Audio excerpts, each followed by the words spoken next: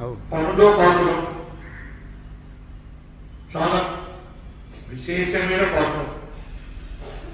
పాసురం తగ్గట్టుగా ఇవాళ మన గుడిలో కూడా చాలా బాగా ఆర్తి జరిగింది. 12వ పాసురం ఆండాల్ తల్లి షీ టాక్స్ అబౌట్ ద జీవాత్మ అండ్ పరమాత్మ. మన హిందూ సంప్రదాయం ప్రకారం number 12 is a very important number. ఎందుకంటే మనిషి ప్రాణం అయిన తర్వాత ఈ ఆత్మ 12వ రోజే చేరుకుంటుంది. ఎవరి దగ్గర చేరుకుంటుంది అంటే తాత ముత్తాత. అంటే ఈ ఆత్మ ఒక సంవత్సరం అట్లానే ఉండి తర్వాత ఒక సంవత్సరం అయిన తర్వాత అది అక్కడ వైకుంఠంలో చేరుకుంటుంది. సో 12వ నంబర్లోనే ఆండాల్ తల్లి షీఈస్ టాకింగ్ అబౌట్ ద జీవాత్మ అండ్ పరమాత్మ. She is comparing with the cow and cow, ఆవు అండ్ దూడ.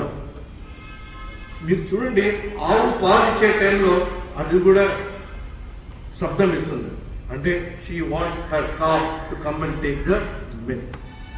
అట్లానే కాఫ్ కూడా అమ్మ అని వచ్చి పాలు కోసం వస్తుంది.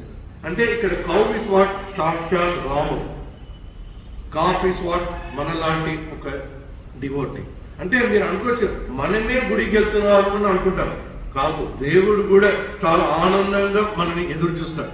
మన వాళ్ళు ఎప్పుడు వస్తారు, మన వైకుంఠ ఏకాదశి రోజు అందరు ఎట్లా వస్తారు. So God also will be very happy to welcome his devotees.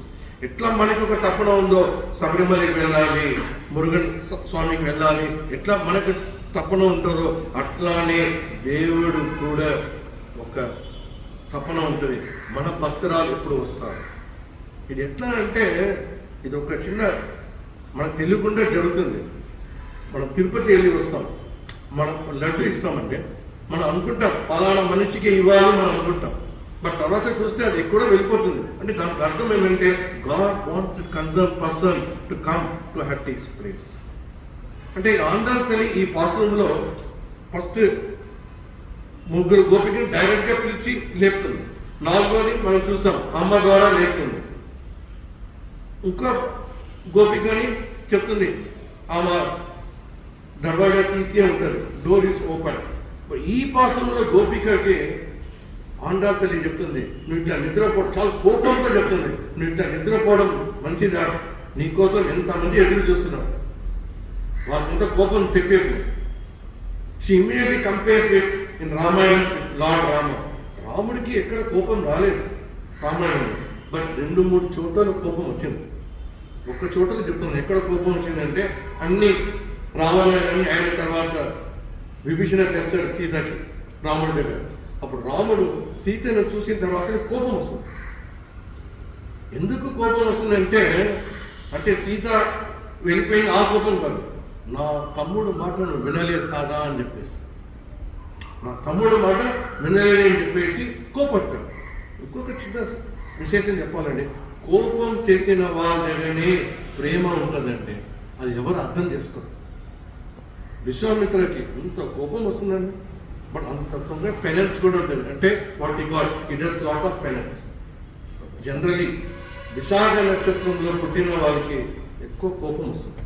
Especially 3వ పాదం అండ్ 4వ పాదం ఉన్న వాళ్ళకి. ఒకరోజు మనం మాట్లాడతాం ఇది నక్షత్రం ప్రకారం టైం మన గుడి వాళ్ళు మనకు అనుమానం ఇస్తే చెప్తారు ప్రతి దానికి. నీకు వాళ్ళు విశాఖ నక్షత్రం ఎందుకు చెప్తున్నారంటే వాళ్ళలాంటి ప్రేమ మనిషికి ఎక్కడ దొరకరు.